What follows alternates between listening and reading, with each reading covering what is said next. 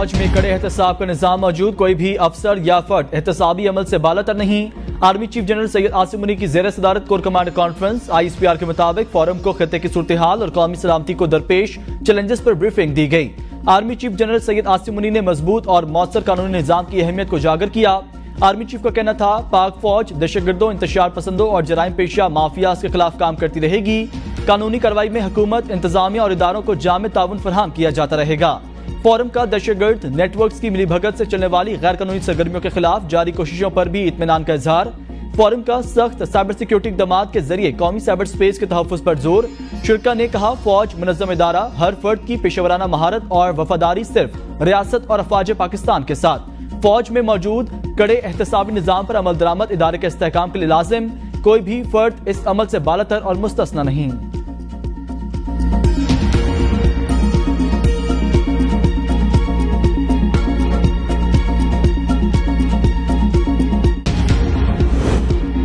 चीनी वजीर आजम दौरे पाकिस्तान पर 14 अक्टूबर को इस्लामाबाद पहुंचेंगे। जराये के मुताबिक दौरे में पाक चीन ताल्लुकात समेत अहम अमूर ज़ेर गौर आएंगे।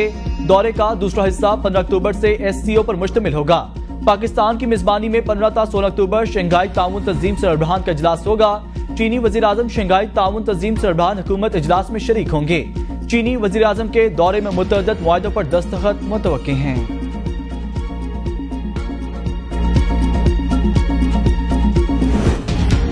महमूद अचकजई सियासी जमातों से बात करना चाहते हैं तो खैर मकदम करेंगे। ख्वाजा आसिफ कहते हैं, फैज हमीद के वादा माफ गवाह बनने पर कोई पेशगोई नहीं कर सकता।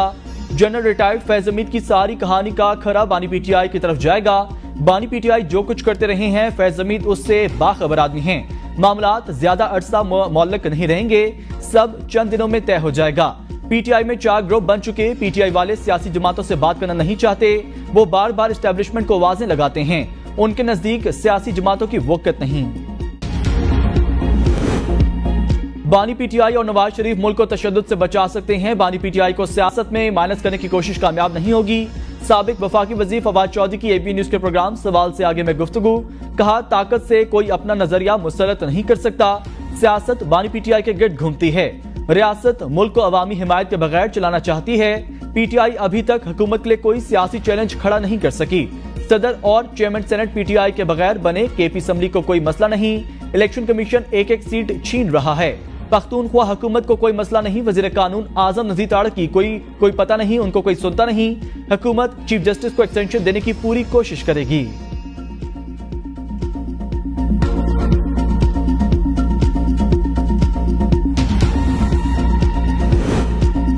मुज़ाकरात में रुकावट बानी PTI है। राना सनाउल्लाह कहते हैं, PTI एक तरफ कहती है कि महमूद अचकजई को सियासी जमातों से मुज़ाकरात का मैंडेट दिया है, दूसरी तरफ कहते हैं नून लीग और पीपल्स पार्टी से मुज़ाकरात नहीं करेंगे।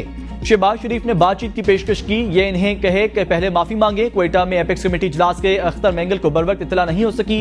हमारी कोशिश होगी अख्तर मेंगल की नाराजगी दूर करें। हुकूमत अख्तर मेंगल से राब्ता करेगी, वो PDM हुकूमत का हिस्सा रहे।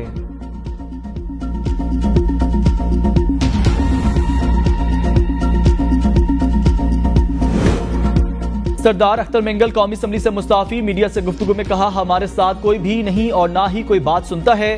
बलूचिस्तान पर लोगों की दिलचस्पी नहीं। बलूचिस्तान के मसले पर एक इजलास बुलाना चाहिए था जिसमें बात होती। ये असम्बली हमारी आवाज को नहीं सुनती तो इस असम्बली में बैठने का कोई फायदा नहीं। पाकिस्तान में सियासत से बेहतर है पकौड़े की दुकान लगा लो।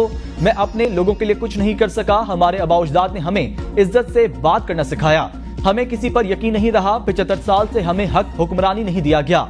मैं रियासत सदर वजीर आजम पर अदम एतमाद का ऐलान करता हूँ। अख्तर मेंगल बलूचिस्तान के हल्का NA 256 फौजदार से रुकन असम्बली मुंतखब हुए थे।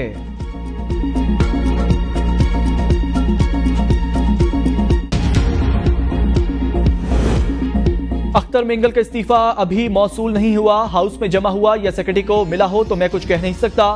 अख्तर मेंगल के कौमी असम्बली से इस्तीफे पर स्पीकर कौमी असम्बली सरदार अयाज सादिक का रद्दमल।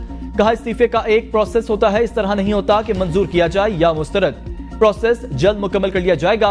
स्पीकर पीपल्स पार्टी के रहनुमा आगा रफीउल्लाह का हुकूमत से सरदार अख्तर मेंगल को मनाने और स्पीकर से इस्तीफा कबूल न करने का मुतालबा।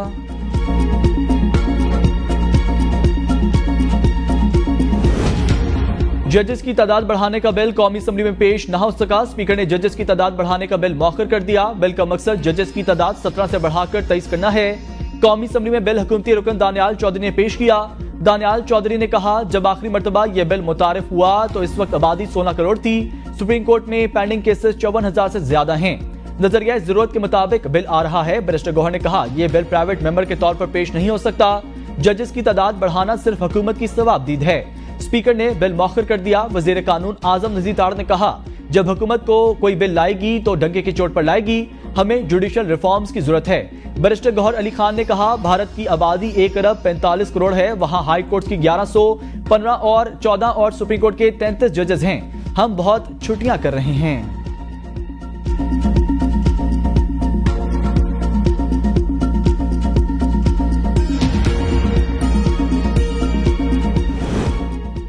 तौहीन अदालत ऑर्डिनेंस 2003 की मनसूखी और तरमीम का बिल कौमी असम्बली में पेश। जेयूआई रुकन नूर आलम खान के पेश बिल में तौहीन अदालत ऑर्डिनेंस मनसूख करने का मुतालबा। मतन में कहा, इस कानून के तहत कई वज़ीर आज़म को घर भेज दिया जाता है। किसी तकरीर पर या कहीं गुफ्तगू करने पर यह तौहीन तस्वर करते हैं। वजीर कानून आजम नजीर ताड़ ने कहा, दस्तूर में तरमीम के बजाय कवानीन को बेहतर बनाया जाए। चेयरमैन पीटीआई बैरिस्टर गौहर की बिल की मुखालफत। कहा, तौहीन अदालत का कानून मनसूख हो जाए तो फिर अदालती फैसले पर अमल कैसे होगा। स्पीकर ने कहा, प्राइवेट बिल को यहीं मुस्तरद करने की रवायत ना डालें, कमेटी में जाने दें। स्पीकर कौमी असम्बली ने बिल मुतलका कमेटी को भिजवा दिया।